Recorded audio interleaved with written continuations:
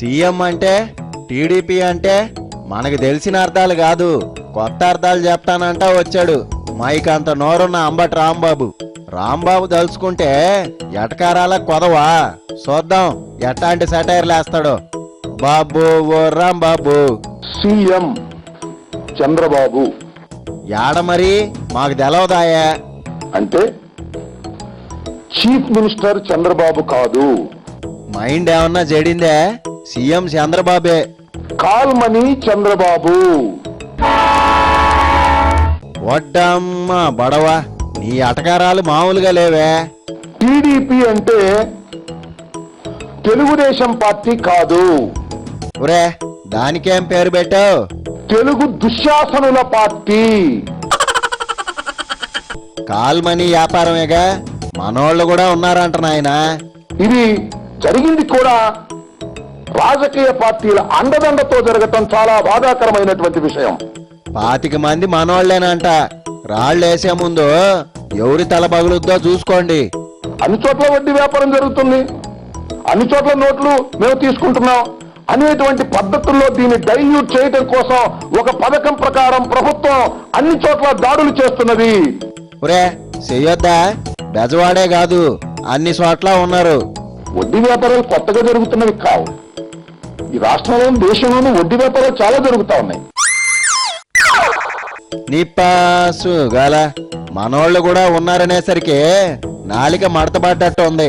ఇలాంటి దుర్మార్గుల నుంచి, ఇలాంటి రౌడీల నుంచి, ఇలాంటి సంఘ వ్యతిరేక శక్తుల నుంచి ఎవరు కాపాడతారు? కాపాడాలంటే గవర్నమెంట్, ఓదార్చాలంటే మీ జగనం. ఈ రాష్ట్రంలో ఈ పట్టణాల్లో ఎవరెవరు వడ్డీ వ్యాపారం చేస్తున్నారో ఇన్ఫర్మేషన్ లేదా అంటున్నా నేను. లేకే అందరి చట్టాలు బయటికి లాగుతున్నారు. వారు మీ పార్టీ కాదా, వీరు మీ పార్టీ కాదా? ఎవరు మా పార్టీ అయితే ఎవరిని అన్యాయం చేస్తుంటే శిక్షించండి, కావాలంటున్నారు అంటున్నా. మరి రేపు మీ వాళ్ళని లోపలేసినా ఇదే మాట మీద ఉండాలా. మా పార్టీలో బాగా యాక్టివ్ గా ఉన్నారు కాబట్టి కాల్మని గుడ్డ వాళ్ళు ఎత్తిరేసేసి వాళ్ళని అరెస్ట్ చేయాలనేటువంటి ప్రయత్నం మీరు చేస్తున్నారు. ఇది తప్పు.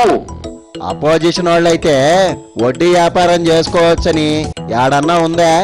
మీ పార్టీ వారైనా శిక్షించేటటువంటి పరిస్థితులు మేము ఉన్నామని ధైర్యంగా చెప్పండి.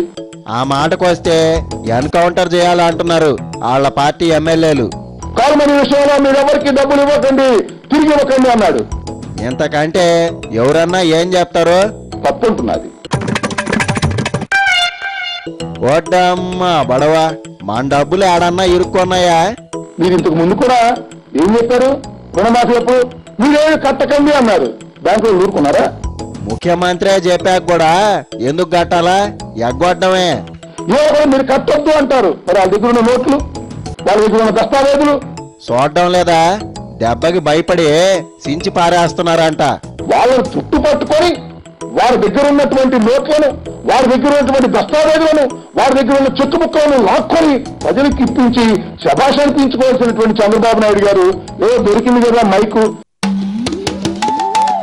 సీఎంఏ గట్టొద్దన్నాక ఎవరన్నా వచ్చి అడగడానికి ఎన్ని గుండెలు ఉండాలా? మీరు ఎవరు కట్టమాకని డలుకుంటారా? వాళ్ళ దగ్గర దస్తావేజులు ఉన్నాయి, నోట్లు ఉన్నాయి, చెక్కులు ఉన్నాయి, లేకపోతే అవన్నీ వ్యాలిడ్ అవుతాయి. నిప్పాసు గల వ్యాపారంలో చాలా అనుభవం ఉన్నట్టే చెప్తున్నావు. చేయవలసిన పద్ధతుల్లో చంద్రబాబు నాయుడు గారు చేయకోకుండా ఏదో తప్పుకుపోయే ధోరణితో వ్యవహరిస్తున్నాడు. కట్టొద్దు ఎగ్గొట్టమని సీఎం చెప్పాక కూడా తుత్తి లేకపోతే ఎట్టా? సరి చేసుకోండి, లేకపోతే ప్రజలు సహిస్తూ ఊరుకోరు, చూస్తూ ఊరుకోరు. పోలీసుల్ని పరుగులు పెట్టేస్తుంటే కనిపించడం లేదా? అధికారులు అందరి మీద ఎదురుతాడు.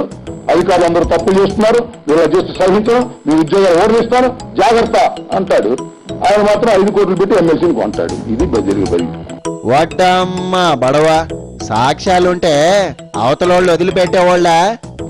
నాటు కోడితనంగానే అయిపోయినాయి ఆ సాక్ష్యాధారాలు. ఉలవ చారులో మునిగిపోయాయా, లేకపోతే చేపల పులుసులో కరిగిపోయాయా? ఒరే ఇద్దరు బలకరించుకున్నా మన కడుపు మంటే. బంగారమైన విలువ చేశారు, బాగానే ఉంది. సాక్ష్యాధారాలు ఏమయ్యాయో చెప్పవలసినటువంటి బాధ్యత కేసీఆర్ గారి మీద కూడా ఉందని ఈ సందర్భంగా చెప్పదలుచుకున్నాం. ఎక్కువైపోయింది కానీ బయలుదేరు. ఓకే.